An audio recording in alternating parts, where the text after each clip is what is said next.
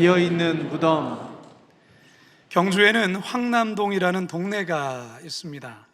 이곳에 가시면 이 동네 이름을 딴 빵집들이 이곳저곳에 즐비해 있는데요, 여러분 황남빵이라고 들어보셨습니까? 먹어도 보셨습니까? 맛있습니까? 맛있습니다. 빵 얘기하니까 배가 고픈데. 자, 그런데 이곳에는 빵집만 많은 게 아니고요, 동네 이곳저곳에 무덤들이 그렇게 많이 있습니다. 그냥 무덤이 아닙니다. 왕들의 무덤입니다. 신라 시대에 왕들의 무덤들이 많습니다. 무덤이 얼마나 큰지 동산이라고 해도 믿을 정도로 그 크기가 대단합니다. 경주의 이 곱은 형태를 적석 목곽분이라고 하는데요, 이것을 돌무지 덧널 무덤 형식이라고도 합니다. 내부에 목각을 설치해 부장품을 넣은 후 외부에는 사람 머리 크기의 넷돌을 쌓아 봉분을 만들고 그 위에 흙을 덮는 형태의 묘입니다. 자, 그런데 여러분, 이처럼 거대해 보이는 이 경주의 무덤, 이 무덤들도 이집트에 있는 피라미드 앞에서는 그저 아기 무덤에 지나지 않습니다. 제가 수년 전에 성지순례로 이집트에 갔을 때 이 피라미드를 직접 보았는데요, 정말 그냥 입이 떡 벌어집니다. 그 거대함이 놀라지 않을 수가 없어요. 기원전 2700년경에 만들어진 쿠프왕의 피라미드는 밑면의 길이가 230m이고요 높이가 무려 146m로 돌 하나의 무게만도 2.5톤인데요 이 돌이 무려 230만 개에서 250만 개가 사용됐다고 합니다. 여러분, 너무 압도적이라서 잘 감이 안 오셔서 그냥 뭐 이렇게 하시는 거죠. 그냥 230개가 아니고 230만 개라는 것이죠. 어마어마한 거죠. 어마어마한. 여러분, 이집트의 이 피라미드가 그렇습니다. 자, 그러면 여러분, 이스라엘의 무덤은 어떤 모양일까요? 예수님 당시의 무덤들은요, 모두 주변 산지의 바위를 뚫어서 마치 방처럼 생긴 공간을 무덤으로 사용을 했습니다.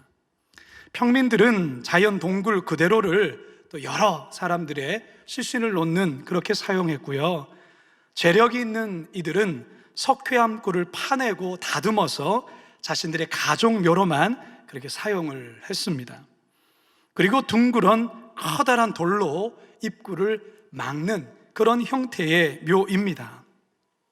자, 이처럼 나라마다 시대마다 다양한 형태의 묘가 존재하는데요, 크기도 다르고 모양도 다르고 형태도 다릅니다. 그런데 여러분, 한 가지 공통된 것이 있습니다. 모든 무덤에는 죽은 이의 유골이 남아있다는 것입니다. 불교의 창시자 석가의 무덤에도, 유교의 창시자 공자의 무덤에도, 이슬람교의 창시자 마호메트의 무덤에도 유골이 아직까지도 남아있습니다. 그것을 소중히 모시고 있는 것이지요. 하지만 우리가 잘 아는 분인데, 유명한 분인데 무덤에 유골이 없는 한 분이 계십니다. 여러분, 그분이 누굴까요? 예수 그리스도십니다. 여러분, 오늘은 기독교의 최고의 절기인 부활절입니다. 십자가에서 죽으셨던 예수님이 무덤문을 여시고 죽음에서 부활하신 바로 그날입니다. 이 부활의 아침 선포되는 말씀을 통해 우리들을 향하신 하나님의 살아계신 그 놀라운 음성 다 듣게 되기를 주님의 이름으로 축원합니다. 첫 번째 따라 하시겠습니다. 확실히 죽으셨기에 장사 지냈습니다. 확실히 죽으셨기에 장사 지냈습니다. 예수님은 금요일 오전 8시에 본디오 빌라도에 의해 십자가 사형 언도를 받아 십자가를 지고 골고다에 오르셨습니다. 오전 9시 골고다 언덕에 도착한 예수님은 쇠 말뚝만한 크기의 대못에 양손과 양발이 못 박힌 채 십자가에 매달려 약 6시간을 고통 가운데 있다가 오후 3시경에 결국 운명하셨습니다. 역사의 자료를 보면 십자가에 매달린 채 3일이나 5일, 더 나아가 보름 동안 버티다 죽는 사례도 있었습니다. 하지만 예수님은 아주 이른 시간에 운명하셨습니다. 로마 병사는 예수님이 확실히 죽었는지를 확인하기 위해 창으로 옆구리를 찌르죠. 그러자 예수님의 그 옆구리에서 물과 피가 쏟아져 나왔습니다. 요한복음 19장입니다. 시작. 예수께 이르러서는 이미 죽으신 것을 보고 다리를 꺾지 아니하고 그 중 한 군인이 창으로 옆구리를 찌르니 곧 피와 물이 나오더라. 예수님께서 죽으셨지만 확인 사살을 했다라는 것입니다. 물과 피가 다 쏟아져 나왔던 것이죠. 예수님께서 모든 생명을 다 쏟으시고 확실하게 죽으셨다라는 것을 보여주는 내용입니다. 보통의 죄수들은 십자가에서 죽게 되면 죽은 죄로 놔두어서 새들이나 들짐승들에게 뜯겨 먹히도록 방치되었습니다. 하지만 예수님께는 그렇게 하지 않았지요.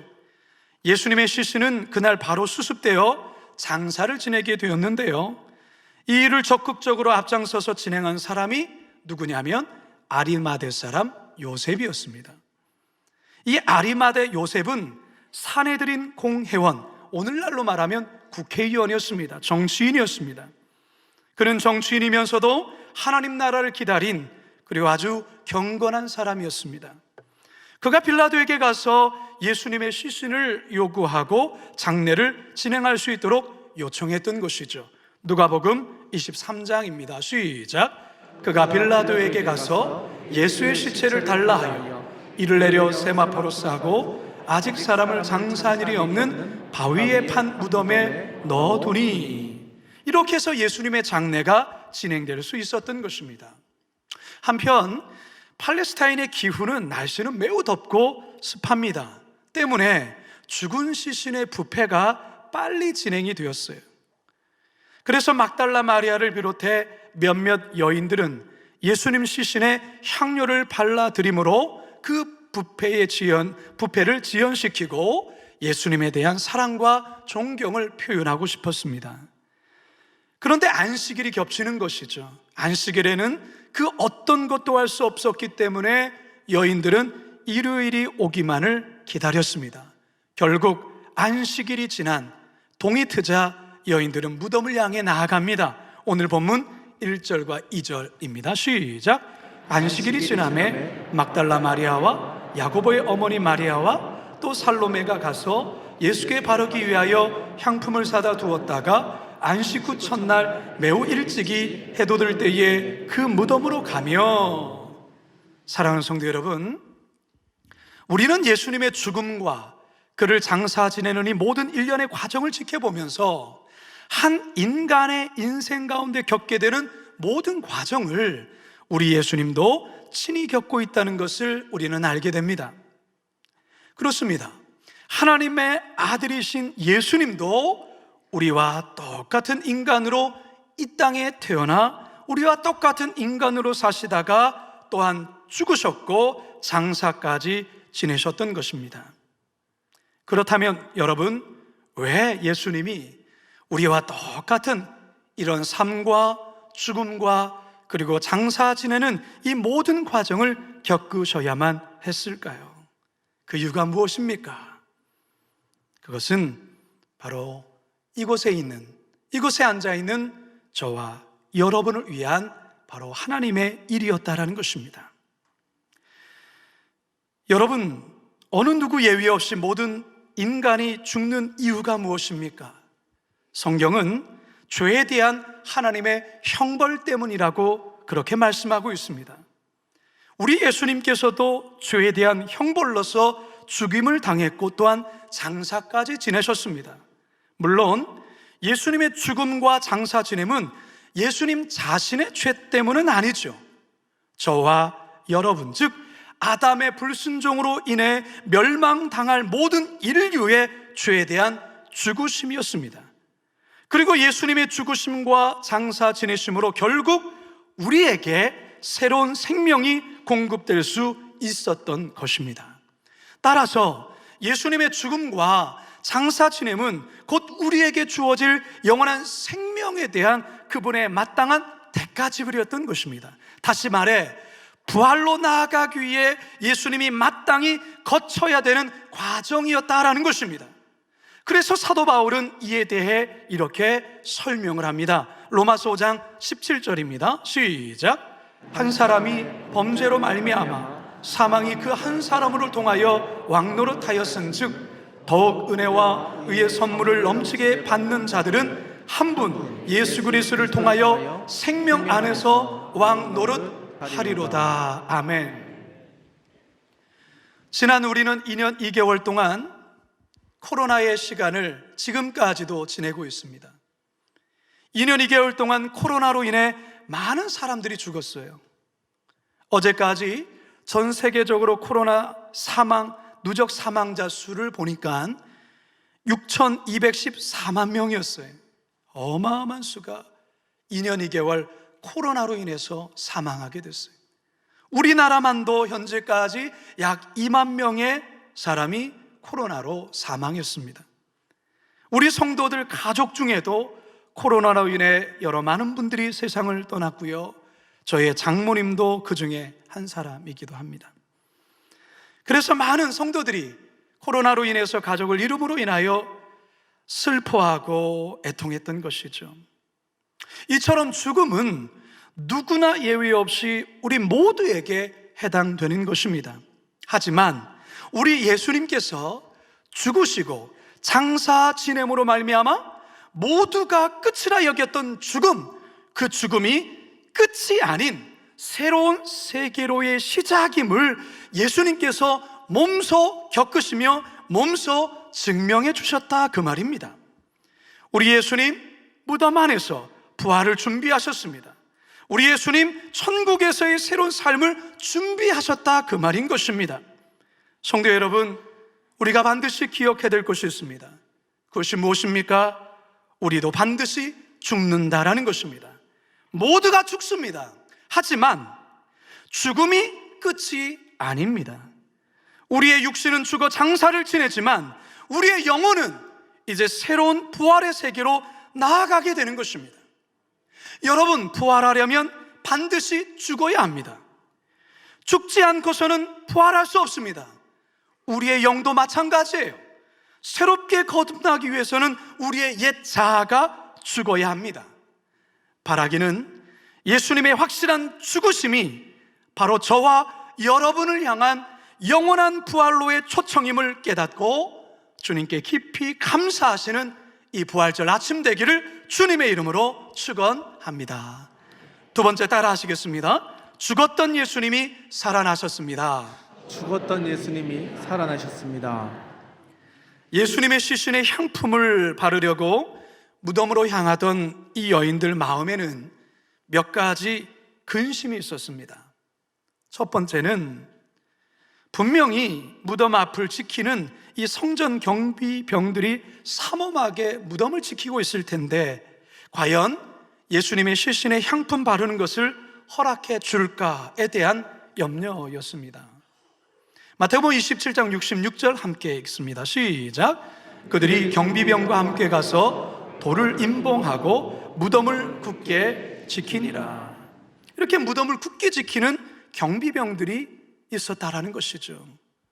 만일 그 경비병들이 허락한다 해도 과연 무덤 입구를 막고 있는 이 커다란 돌을 무슨 수로 옮길 수 있겠습니까? 이게 그들의 근심이요 걱정이었습니다. 3절입니다. 시작.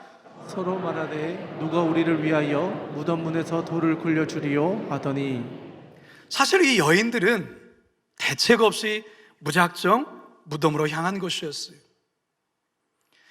만일에 11명의 제자들이 함께 동행했다면 돌을 옮기는 이 문제는 조금 덜 고민했었을 거예요. 여러분, 11명의 제자 지금 어디에 있습니까? 뭐 하고 있습니까?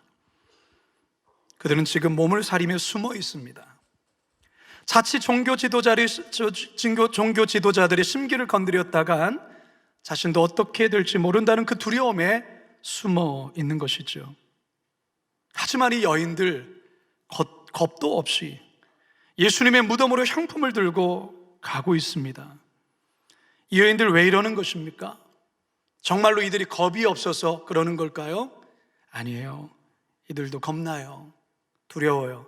하지만 예수님께 마지막으로 해드릴 수 있는 이들의 사랑의 표현이 이것이기에 그들은 두려움을 무릅쓰고 무덤을 향해서 나아가는 거예요. 성도 여러분, 하나님은 이런 자들에게 반드시 은혜를 주십니다. 이런 자들에게 놀라운 방법으로 그들을 도와주십니다. 걱정하며 무덤에 간 이 여인들 깜짝 놀라며 자신의 눈을 의심하게 되는 광경을 보게 되죠. 4절 함께 읽어봅니다. 시작. 눈을 들어본즉 벌써 돌이 굴려져 있는데 그 돌이 심히 크더라. 무덤을 지킬 거라 생각했던 경비병들이 한 사람도 없어요. 그들의 커다란 돌은 굴려져 있어서 무덤 문이 열려 있는 거예요. 이것만이 아닙니다. 이 여인들 상상치도 못할 소식을 천사들을 통해서 듣게 됩니다. 5절과 6절입니다. 시작. 무덤에 들어가서 흰옷을 입은 한 청년이 우편에 앉은 것을 보고 놀라매 청년이 이르되 놀라지 말라. 너희가 십자가에 못 박히신 나사렛 예수를 찾는구나. 그가 살아나셨고 여기 계시지 아니하니라. 보라, 그를 두었던 곳이니라. 여러분, 무슨 말입니까? 예수님이 다시 살아나셨다, 그 말입니다. 사랑하는 성도 여러분, 세상에서 가장 기쁘고 복된 소식이 있다면 여러분들에게 그것은 어떤 소식입니까? 남편이 직장에서 승진했다는 소식입니까? 자녀들이 원하는 좋은 대학에 합격했다는 소식입니까? 오랜 질병에서 온전한 치유를 받게 되었다는 소식입니까? 땅값이 많이 올렸다는 소식입니까? 네, 이 또한 기쁜 소식 맞아요. 그렇지만 이 소식으로 한 기쁨은 그리 오래 가지 않습니다.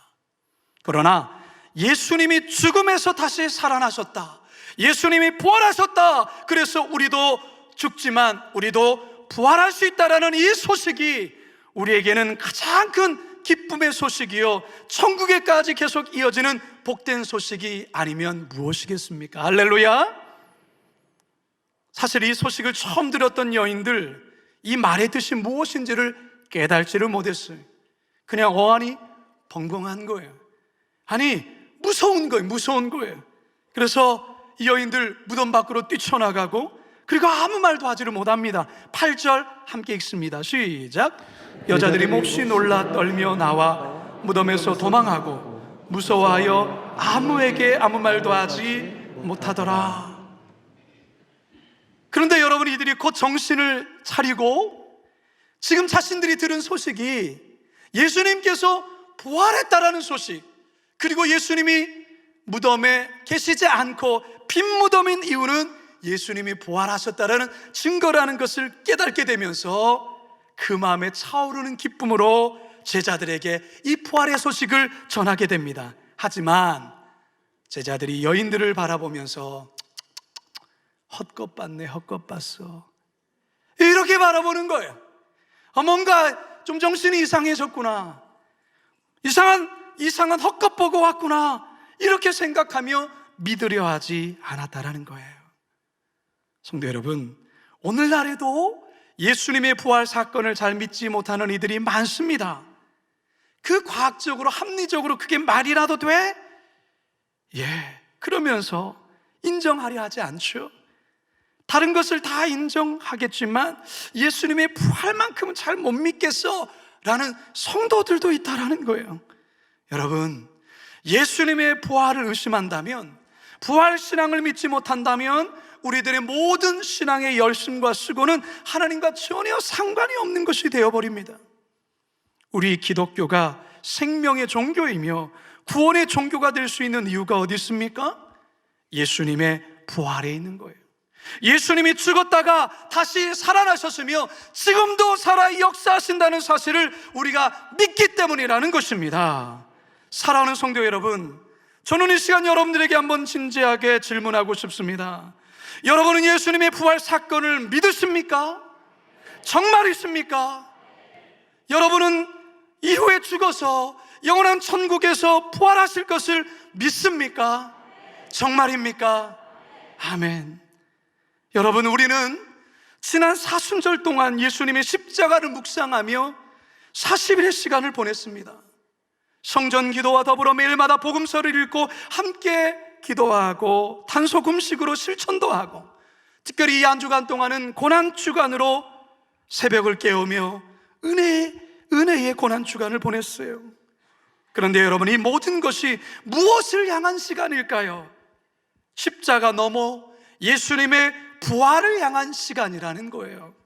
아무리 십자가를 묵상하며 눈물을 흘리고 온갖 야단법석을 떨어도 정작 예수님의 부활을 믿지 않는다면 그 신앙은 하나님과 전혀 상관없는 그냥 자기 연민의 신앙이 되고 마는 거예요.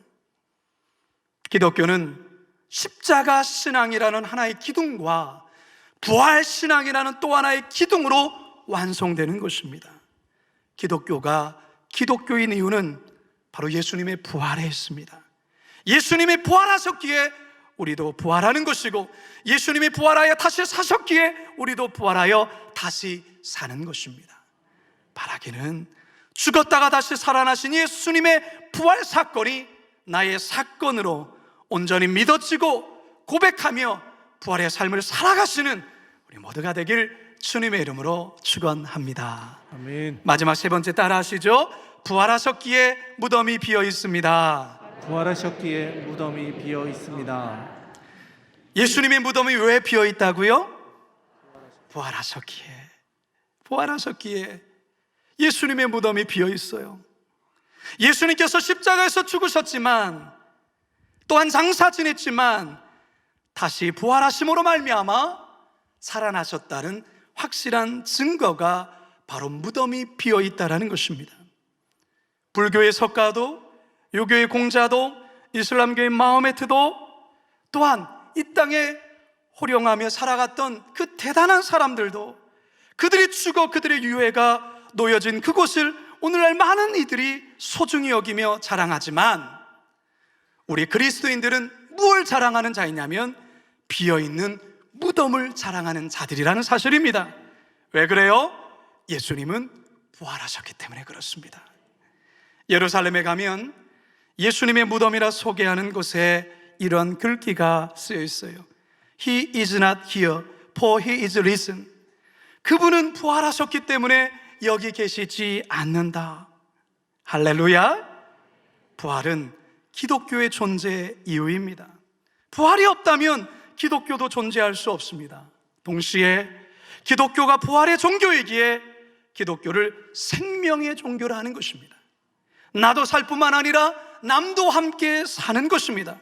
그래서 살리는 종교라는 것입니다. 능력 있는 종교라는 것이죠. 로마서 1장 4절의 말씀입니다. 시작. 성결의 영으로는 죽은 자들 가운데서 부활하사 능력으로 하나님의 아들로 선포되셨으니 곧 우리 주 예수 그리스도시니라. 아멘. 자, 그렇다면 여러분, 부활의 능력이 우리가 죽어서 먼 미래 어느 때에 부활하여 천국 가는 것으로만 생각해서도 안 됩니다. 부활의 능력은 지금 여기에 우리가 서 있는 이곳에서 살아내는 구체적인 능력이 되어야 하는 것입니다. 과거의 예수님의 부활 사건이 현재 나와 연결되어 예수님의 부활이 나의 부활이 되는 것이고, 동시에 미래에 있게 될 나의 부활 사건이 현재 나의 삶에 소망을 일으키며 희망을 주어 죽음과 같은 현실을 살아간다 할지라도 부활의 능력으로 넉넉히 이기는 능력, 이게 바로 부활의 능력으로 살아가는 성도들의 모습이라는 것입니다. 이것이 바로 비어있는 무덤, 즉 예수님의 부활을 살아가는 성도의 진정한 모습이라는 것을 믿으시기 바랍니다. 이제 저는 말씀을 마치려 합니다. 이번 한 주 동안 우리는 새벽을 깨우며 예수님의 십자가에 깊이 동참했습니다. 이 십자가는 결국 부활을 향해 놓여진 다리입니다. 다리. 예수님의 무덤이 비어있는 이유는 우리 예수님이 확실히 죽으셨기 때문입니다. 또한 죽음에서 부활하셨기 때문이라는 것입니다. 따라서 이제 우리는 부활의 주님과 함께 지금 내가 서 있는 이곳에서 부활의 능력으로 살아가야 될 줄로 믿습니다.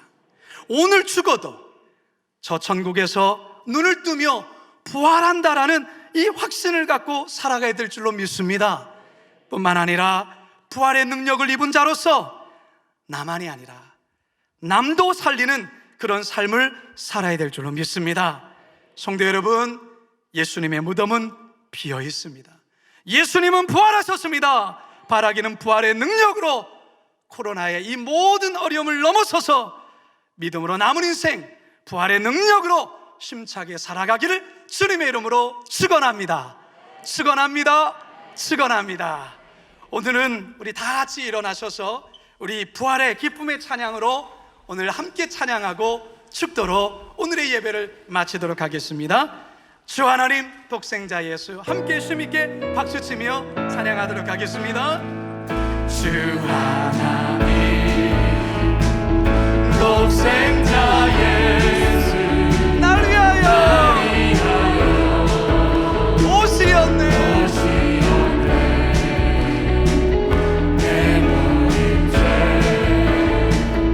다 사하시고 죽음에서 부활하신 나의 구세주, 살아계신 주, 나의 참된 소망, 걱정 끝이 전혀 없네. 사랑의 주는 날 길 인도하니 내 모든 삶의 기쁨 늘 충만하네. 3절 그 언젠가 주 뵐 때까지 주를 위해 싸우리라. 아멘. 승리의 길 멀고 오매도 주님께서 나의 앞길 지켜주시니 선포합시다. 살아계신 주, 나의 참된 소망, 걱정 끝이 전혀 없네. 사랑의 주는 날 길 인도하니 내 모든 삶의 기쁨 살아계신 주 다시 한번 선포합니다. 살아계신 주, 주님 나의 참된 소망, 아멘. 걱정 끝이 전혀 없네. 사랑의 주는 날 길 인도하니 내 모든 삶의 기쁨 늘 충만하네. 할렐루야. 부활하셨습니다.